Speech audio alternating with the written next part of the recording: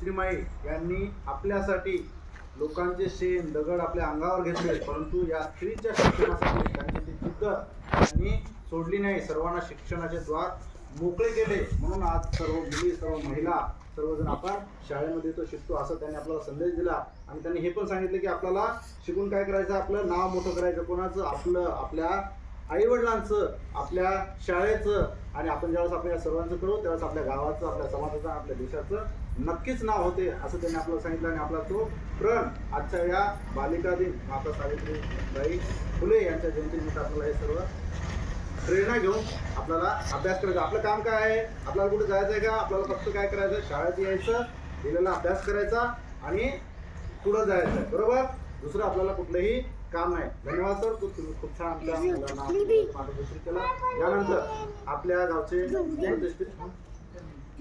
आपल्या शाळेचे प्रमुख शिक्षक मान्य श्री पेंदोर सर यांना मी अशी विनंती करतो मुलांना आजच्या या बालिका दिनानिमित्त 2 शब्द मार्गदर्शन.